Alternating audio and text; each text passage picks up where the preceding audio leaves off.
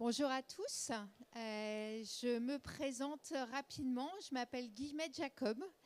Je suis la fondatrice d'une communauté de citoyens qui s'engagent au service de la recherche, qui s'appelle Sentinelle et que je vais vous présenter maintenant. Alors, d'abord, je vais commencer par l'équipe qui illustre bien qui nous sommes et comment est-ce que nous travaillons. On est 3 permanents dans cette association. Alors, il y a moi-même qui suis une ancienne patiente qui vient du milieu de la communication. Et ensuite, j'ai 2 personnes avec moi. Une personne qui fait l'interface avec la communauté, parce que vous allez voir, la communauté, c'est un élément essentiel de notre fonctionnement. Et une personne qui fait l'interface avec les chercheurs, puisque c'est vraiment notre vocation que de faire ce lien entre les chercheurs et les citoyens. Et puis nous avons aussi dans l'équipe un médecin, Fabien Reyal, qui est PUPH à Curie et qui est en charge de la scénologie. Et puis Marie Préau, qui est psychologue de la santé et qui est professeure de psychologie de la santé et chercheuse. Et les deux nous accompagnent avec ce double volant biomédical d'un côté et puis de la recherche un petit peu plus en sciences humaines et sociales de l'autre. Alors, qu'est-ce qu'on fait et depuis combien de temps on existe? Donc, nous existons depuis un peu plus de 10 ans maintenant. Et vraiment, notre vocation, c'est de construire cette relation directe entre les chercheurs et les citoyens pour faire en sorte que la recherche soit plus efficiente et réponde mieux aux attentes des citoyens. Je ne sais pas dans quelle mesure c'est quelque chose dont vous êtes familier, mais moi, quand j'ai été prise en charge il y a 15 ans, quand on m'a expliqué comment travaillaient les chercheurs pour trouver des volontaires pour participer à la recherche, moi qui venais du monde du marketing, je suis tombée de ma chaise. Parce que c'est vraiment extrêmement laborieux, historiquement, la manière dont ils recrutaient des volontaires. Ils passaient par les consultations. Dans les consultations, où, on connaît tous le temps de consultation qui est déjà beaucoup trop court. Et il fallait convaincre les gens, dans leur temps de consultation, de participer à la recherche. Il y avait une déperdition folle, les médecins ne pensaient pas à le faire, enfin voilà. Et nous, notre job, c'est vraiment de créer cette relation en direct et d'en profiter aussi pour s'assurer que ce n'est pas juste les chercheurs qui cherchent sur ce sur quoi ils pensent qu'ils devraient chercher, mais bien qu'on établisse un dialogue pour faire en sorte qu'on soit sûr que la recherche s'occupe bien de ce qui est le plus important pour les premières personnes concernées. Vous n'hésitez surtout pas à m'interrompre si vous avez des questions, hein. Parce que là, je vais vous faire mon truc, mais plus on dialoguera, mieux ce sera pour moi. Hein. Alors, on s'appelle Sentinelle, c'est un peu tendancieux, je vous l'accorde volontiers, mais on travaille en matière de recherche, on travaille sur absolument tous les cancers. On ne travaille pas simplement avec des personnes malades. Tout le monde peut être utile à la recherche. Que vous ayez ou non été malade, vous pouvez être utile à la recherche. Je vais vous prendre un exemple. On fait des études sur de la prévention et sur du dépistage. Pour ça, on a besoin de gens qui n'ont pas été malades. Mais il y a aussi des études, et on en a fait une, par exemple, sur la fertilité des femmes post-cancer du sein. Et on avait besoin de comparer la fertilité de ces femmes avec la fertilité de femmes qui n'avaient pas été malades.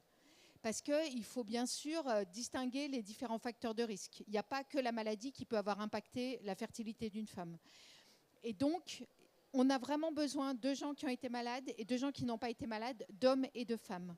Et puis, historiquement, on a commencé cette année à travailler avec un laboratoire pharmaceutique, mais historiquement, on travaille au service de la recherche académique.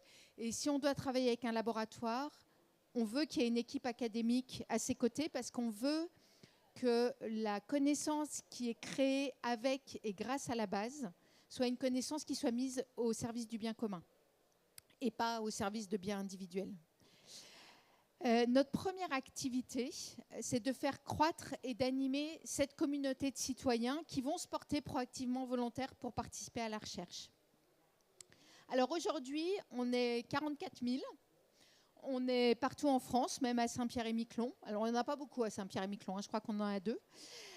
Mais on est partout en France. On a une très grosse majorité de femmes. Alors c'est en partie lié à notre nom, forcément. inévitablement, mais c'est aussi assez courant dans le monde, et en particulier dans le monde du cancer, quand il s'agit de s'engager, on trouve plus de femmes que d'hommes, malheureusement. Vous voyez, on a une minorité qui ont eu un cancer, on n'en a que 26%. Et la manière dont on travaille avec elles et dont on interagit avec elles, c'est l'email. Notre principal média, c'est l'email. Pour les informer, par exemple, sur les besoins de la recherche, on le fait par email. Et c'est vraiment très low-tech, ce qu'on fait. Et quand on dit qu'on a 44 000 personnes inscrites dans la base, en fait, on a 44 000 personnes qui se sont inscrites à une newsletter. Et d'ailleurs, participer à Sentinelle et s'engager au sein de Sentinelle, ce n'est pas plus engageant que de s'inscrire à une newsletter. Puisque ensuite, dans cette newsletter, nous, on les informe des besoins de la recherche et alors chacun décide, en fonction des critères de la recherche, de l'objectif, de ce qui sera demandé pendant la recherche, s'ils ont envie de s'engager ou pas. On est comme un média et on n'est pas plus, c'est pas plus engageant que ça de devenir Sentinelle au premier abord. Alors après, on vous engage un peu plus, mais quand même, c'est pas plus que ça. Notre deuxième activité, c'est une fois qu'on les a engagés, c'est effectivement de promouvoir la participation à la recherche et de faire en sorte que les citoyens demain participent à la recherche à tous les niveaux, c'est-à-dire de la définition de la question de recherche jusqu'à la valorisation des résultats. Alors une grosse partie, et vous allez voir ce que je vais vous présenter, une grosse partie de ce qu'on fait, c'est plutôt du recrutement pour des recherches qui ont été pensées, montées par des chercheurs, mais on a aussi des processus qui favorisent la montée en puissance des citoyens au sein de la recherche. Et c'est un changement culturel pour tout le monde, ça prend un peu de temps. Mais vous allez voir, on a 2 ou 3 processus qui permettent à chacun de participer à la hauteur à laquelle il veut participer s'il le souhaite. Donc je vous l'ai dit, on existe depuis 2013, on a participé à... Alors maintenant d'ailleurs c'est 70 études. On a généré plus de 114 000 participations à la recherche qui ont donné lieu à 35 publications scientifiques. On ne fait pas de sondage. On ne fait pas, quand je dis sondage, on ne fait pas de pour info. La raison pour laquelle les sentinelles s'engagent avec nous, c'est pour faire avancer la science. Donc, si un chercheur vient nous voir pour mener une étude, il faut qu'il veuille publier. C'est vraiment à vocation scientifique. On a travaillé, comme vous le voyez, sur plein de thématiques différentes. On travaille beaucoup en sciences humaines et sociales. On travaille beaucoup avec des questionnaires que les sentinelles peuvent remplir en ligne depuis chez elles quand elles le souhaitent. On a aussi de temps en temps des choses un peu plus interventionnelles, mais on ne fait pas d'essais thérapeutiques. On ne travaille pas dans ce champ-là. On travaille sur tous les champs, mais pas sur les essais thérapeutiques, parce qu'on considère que c'est vraiment quelque chose qui doit se jouer dans le cadre d'un parcours de soins entre son patient et son médecin. Par contre, si on vous interroge sur votre qualité de vie après le cancer, ça n'a pas besoin nécessairement de passer par votre médecin. Ça peut tout à fait passer par nous. Et puis vous le voyez, on est complètement aussi agnostique sur avec qui est-ce qu'on travaille. On travaille avec tous les centres de recherche en France qui ont besoin de sentinelles pour participer à leurs études. La plupart des études sur lesquelles on travaille sont soit financées par l'INCa, soit financées par l'ANR, soit financées par l'Europe. Je vous mets là des exemples de 3 études qui avaient 3 types d'échantillons différents pour vous montrer que ça marche assez bien. En fait, la communauté est très réactive. Elle est venue là pour participer à la recherche. Quand on la sollicite, elle répond présent.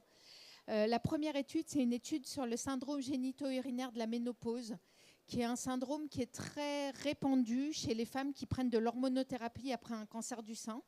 J'imagine que vous le savez, l'hormonothérapie, c'est 5 à 10 ans chez 70% des femmes qui ont eu un cancer du sein. Donc, c'est pas mal de femmes en France aujourd'hui. Et elles sont assez nombreuses à souffrir en lien avec ce traitement du syndrome génito-urinaire de la ménopause. Et on les a interrogées justement sur ce syndrome. Et le premier jour, elles ont été 419 à répondre présentes. Donc, on a eu 419 questionnaires remplis le premier jour. Et au bout du compte, on a eu 1400 participantes. Une autre étude, qui était une étude perspective, qui travaillait sur la peur de la récidive. après le cancer. Donc là, on n'était pas sur le cancer du sein, on était tout cancer. Premier jour, 614 questionnaires remplis. Et on peut aussi avoir des études comme Attitude où là, toute la base était sollicitée, tout le monde pouvait participer, il n'y avait pas de critères médicaux au fait de participer. Et vous voyez, on a plus de 1000 participants le premier jour. Donc ça marche bien, en fait. Les citoyens sont assez volontaires pour participer à la recherche quand ils savent et quand on les tient informés. Donc ça, c'est vraiment l'essentiel de ce qu'on fait. C'est travailler avec des chercheurs, envoyer par notre newsletter l'information de il y a telle recherche menée par tel chercheur, il faut remplir un questionnaire, si vous voulez participer, cliquez ici. Voilà, ça c'est l'essentiel de ce qu'on fait. Mais on se diversifie un peu, de plus en plus, et vraiment avec cette intention de faire en sorte que les citoyens participent de plus en plus activement à la recherche. Je vous prends là 2 exemples.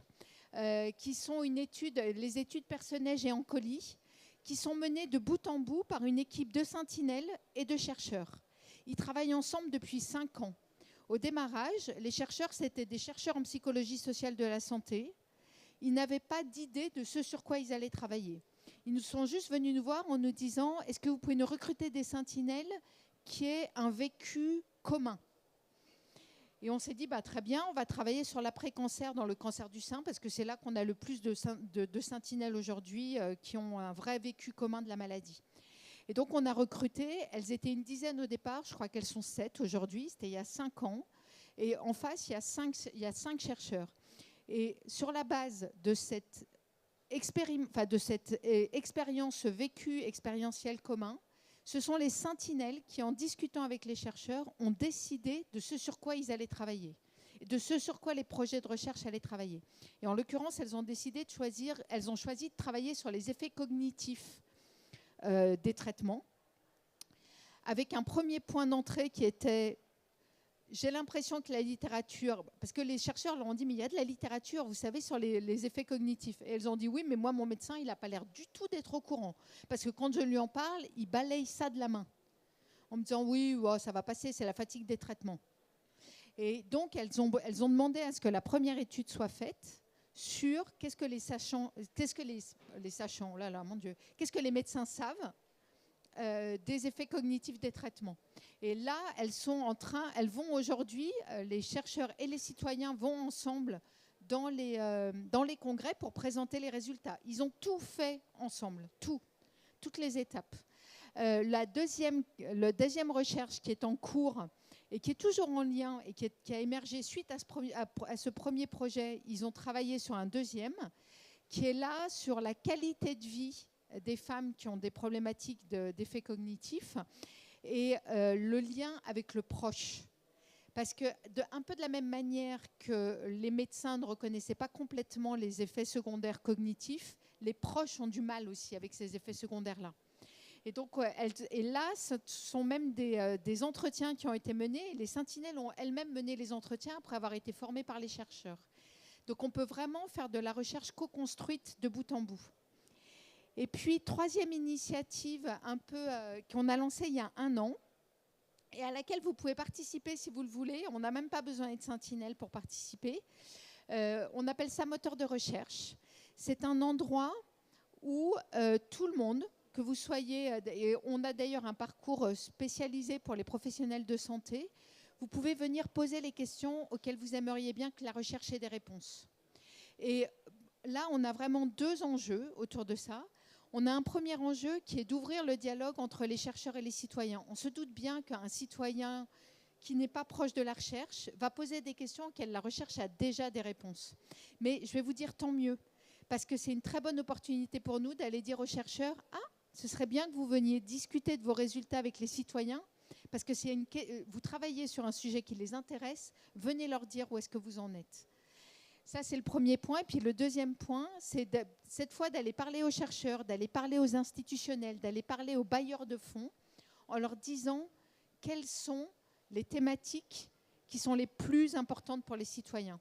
Et je vais vous prendre un exemple parce que ce moteur de recherche, il se fait en 2 phases.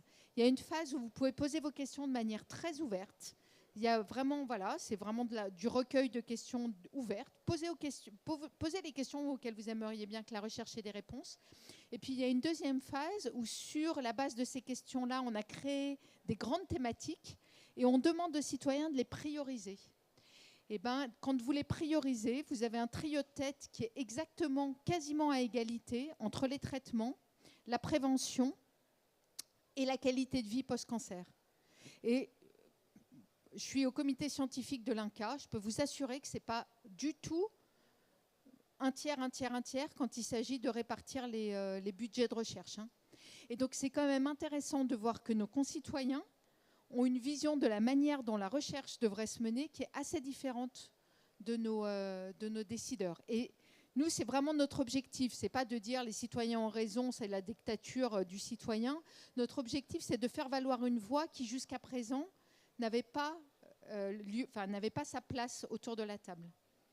Et donc là, après, c'est notre job que d'aller voir l'INCa en leur disant alors, s'il vous plaît, voilà, la prévention et la qualité de vie, ça intéresse vraiment nos concitoyens. Vous devriez regarder ça d'un peu plus près. Dernière activité, c'est là de promouvoir le dialogue, de promouvoir quelque chose, une relation qui soit beaucoup plus horizontale entre le chercheur et le citoyen. Je ne vais pas vous surprendre en vous disant qu'il y a des vraies postures de part et d'autre. Le chercheur, il est dans sa posture de sachant, il a fait plein d'études, voilà, c'est important, c'est comme ça qu'il a construit son identité. De l'autre côté, le patient, il n'a pas forcément fait d'études, ou le citoyen, il n'a pas forcément fait d'études, on lui dit, un chercheur, il dit, oup, oup, oup, oup, oup. Donc nous, notre travail, c'est vraiment de faire descendre tout le monde pour que tout le monde soit à égalité et puisse dialoguer. La première chose qu'on fait, et c'est vraiment auprès des chercheurs qu'on fait ça, c'est de travailler avec eux à l'expérience de recherche. L'expérience de recherche, on parle beaucoup de l'expérience patient dans le monde hospitalier, mais par contre, l'expérience de recherche, c'est un impensé total. Et alors, c'est très, très vrai dans les essais thérapeutiques, où ils essayent de travailler un petit peu, mais ça pourrait être vrai aussi dans tous les autres champs de la recherche. Et c'est ce sur quoi on travaille avec les citoyens. Et nous, on travaille à ce que cette expérience soit considérante, soit apprenante et soit gratifiante. Quand je dis considérante et apprenante, je vais vous prendre un exemple. En qualité de vie, on travaille beaucoup, et vous avez peut-être déjà été confronté avec ce qu'on appelle des questionnaires normés, c'est-à-dire des questionnaires qui ont été pensés par des chercheurs pour pouvoir répondre à un maximum de cas de figure. Et donc, ils vont utiliser des questionnaires de qualité de vie qui vont être utilisés aussi bien dans la CEP que dans le cancer, que dans l'après-accouchement. Et en fait, quand vous êtes de l'autre côté en train de remplir votre questionnaire, vous vous dites, mais ils n'ont rien compris à mon sujet, en fait. Ils me posent des questions qui ne sont pas les plus pertinentes par rapport à mon vécu. Et en fait, c'est vrai, c'est pas, mais ça a une vraie raison d'être et ça a une vraie valeur d'un point de vue scientifique. Et donc, nous, notre job, c'est pas de changer les questionnaires normés, on ne pourra pas les changer, les chercheurs en ont besoin pour publier. Nous, notre job, c'est d'expliquer aux sentinelles pourquoi il y a des questionnaires normés, à quoi ça sert, et qu'on leur dise, vous allez voir, on va vous poser des questions qui ne vont pas vous paraître pertinentes par rapport à votre vécu, et ou, pire encore, parce que c'est des Américains qui font ça, donc on va vous poser des questions qui sont mal traduites, et on n'a pas le droit de changer la formulation, qui sont mal traduites, et qui sont vraiment mal gaulées, quoi. Ne vous formalisez pas. Parfois, elles sont presque insultantes, ces questions. Ne vous formalisez pas, les chercheurs en ont besoin, et c'est pour ça qu'on le fait. Donc vraiment, c'est de travailler ça, de se dire, ben voilà, on vous explique aussi, on vous fait passer de l'autre côté, on vous explique les contraintes de l'autre côté. Et puis gratifiante, ça aussi c'est une chose très importante. Historiquement, et je ne leur jette pas la pierre, ils n'avaient pas les moyens de le faire. Les chercheurs, ils venaient, ils prenaient ce dont ils avaient besoin et ils repartaient. Mais ils disaient ni bonjour ni merci. Et en fait, nous, notre job, c'est vraiment de faire en sorte qu'ils disent bonjour et merci. Et puis, dans ce domaine-là, il y a une autre chose qui est extrêmement importante, c'est le fait qu'on partage avec les sentinelles le savoir qui a été créé grâce à elles. Et donc, on organise des on organise des webinaires avec les chercheurs. On en a eu un cette semaine, où les chercheurs viennent expliquer pendant une demi-heure. Ils ont une demi-heure pour pitcher et on les prépare pour qu'ils pitchent à hauteur de citoyens et pas comme ils pitchent dans les congrès. Et après, il y a une demi-heure pour que les sentinelles viennent poser toutes leurs questions qu'elles ont. Donc nous, notre job, c'est vraiment de créer ce dialogue et de créer beaucoup plus d'égalité et de créer cette possibilité de... Bah oui, vous pouvez bien sûr poser une question à un chercheur. Évidemment que vous pouvez poser une question à un chercheur. Donc voilà pour notre activité et ce qu'on fait au quotidien. Je ne sais pas si à ce stade-là, vous avez des questions sur comment est-ce qu'on opère. Non, je continue. Ce que je vais vous montrer là sont des chiffres qui sont issus de notre mesure d'impact. À l'occasion de nos 10 ans, on s'est posé la question de, OK, on connaît nos chiffres quand il s'agit de produire de la participation à la recherche. C'est facile pour nous de les suivre. Par contre, ce qu'on ne savait pas, c'était comment les sentinelles vivaient ça vraiment et qu'est-ce que ça voulait dire pour elles d'être sentinelles. Et voilà ce qu'elles nous ont dit. Elles nous ont dit que à 80% que ça leur permettait d'agir pour leur santé et pour celle des autres. Donc ça leur redonnait du pouvoir. Et je suis sûre que vous le vivez au quotidien dans vos cabinets. Le fait de se sentir sans pouvoir quand on est malade, c'est quand même très... ou quand on est proche, hein, parce que c'est pareil, hein, l'impuissance, elle est des deux côtés. Hein. C'est vraiment important de pouvoir, d'avoir une utilité, de pouvoir reprendre du pouvoir sur la maladie, de pouvoir réagir. Il y en a 60% qui disent se sentir plus positifs grâce à la maladie. Elles nous expliquent en fait que c'est aussi parce qu'elles voient la recherche avancer. Elles sont informées de la recherche, elles voient la recherche. Et du coup, ça les rend plus positives. Et il y en a même 34%. Alors, ça ne paraît pas beaucoup, 34%, mais nous, ça nous a beaucoup touchés parce qu'on ne s'était jamais donné comme objectif de redonner confiance aux gens, quoi. Nous, ça ne nous paraissait même pas quelque chose d'atteignable. Et quand on a lu ça, on s'est dit « Waouh !» Bah, c'est formidable, formidable si en plus on leur permet de regagner confiance en elles, mais vraiment c'est formidable. Ça joue aussi vraiment pour les proches. Il y en a qui nous disent que ça les permet d'être mieux informés sur le cancer et que ça contribue à faire changer le regard sur le cancer et les personnes malades. Je vais vous prendre un exemple. Il y a un mari qui est venu nous dire que si on faisait autant d'études sur l'hormonothérapie, peut-être qu'il fallait qu'il écoute un peu mieux ce que sa femme lui disait au quotidien. Et que ça l'avait vraiment aidé à mieux comprendre ce que sa femme traversait en lisant les études. Il disait, oui, si vous me posez la question, si vous posez la question, c'est que la question se pose. Donc, ce n'est pas juste qu'elle est fatiguée et qu'elle râle. C'est qu'il y a un vrai sujet, quoi. Et que ça l'avait vraiment aidé. Alors lui, il n'a pas du tout participé aux études sur l'hormonothérapie, mais juste de lire nos newsletters, ça l'a aidé. Et enfin, ça aide à rapprocher la science et la société. Et ça aussi, c'est quelque chose qu'on n'avait pas vraiment en tête. Puis en plus, on s'est lancé en 2013, rapprocher la science et la société. À l'époque, ça n'avait pas grand sens. Mais à l'heure du Trumpisme, si on peut contribuer à notre petite échelle à créer un peu plus de confiance entre la recherche, la science et la société, moi, ça me va. Voilà.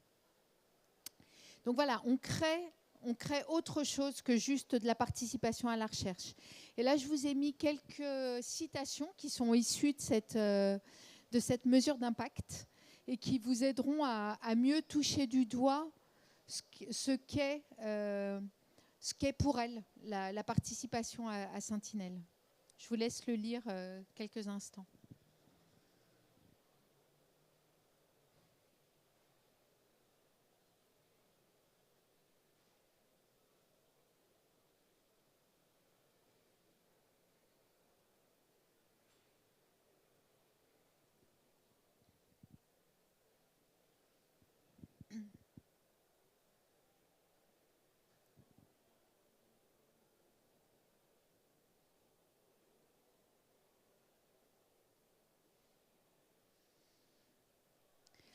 Donc en substance, être sentinelle, c'est permettre à la recherche d'être plus rapide, plus robuste, plus proche de la réalité des personnes concernées.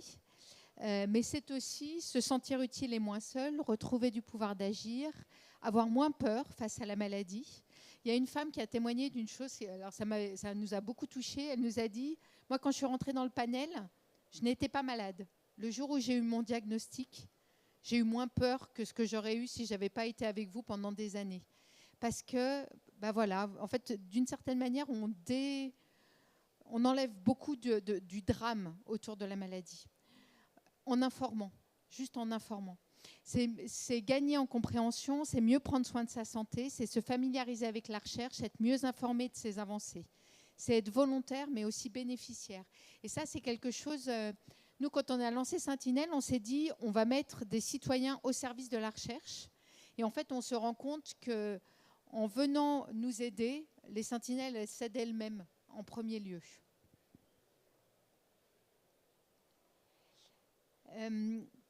Là, je voulais partager avec vous quelque chose qu'on a lancé là. On l'a lancé on l'a lancé début octobre. Je ne vais pas vous apprendre que l'activité physique dans la prévention du cancer, qu'elle soit primaire ou tertiaire, c'est absolument majeur.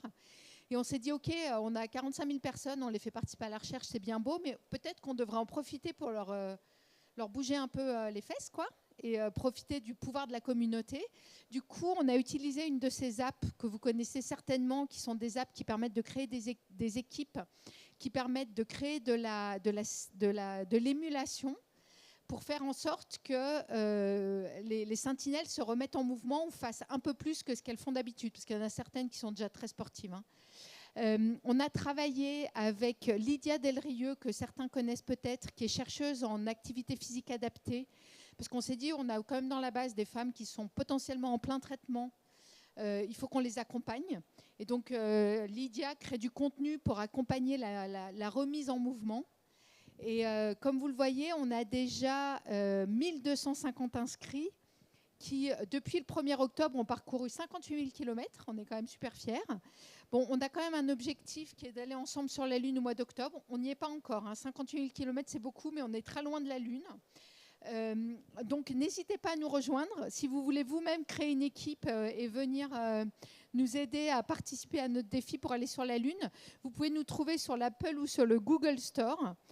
Sentinelle les relayeuses, et vous allez voir, c'est très facile de créer une équipe. Et il faut juste relier ça avec votre suiveur de pas. Et vous aurez plein de contenus et la possibilité de nous accompagner dans la remise en mouvement des sentinelles juste pour prévenir le cancer autrement que par des questionnaires. Et puis, si vous voulez nous aider, vous pouvez nous aider à rayonner. On a des outils, on a des affiches et on a des dépliants qui peuvent prendre place dans vos salles d'attente.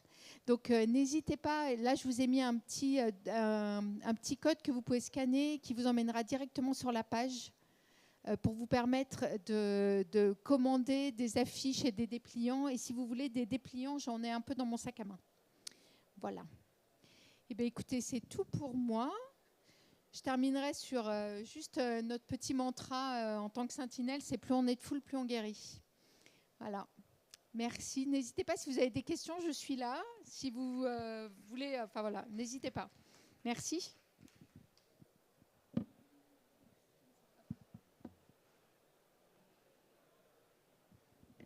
Et j'ai des dépliants si vous en voulez tout de suite.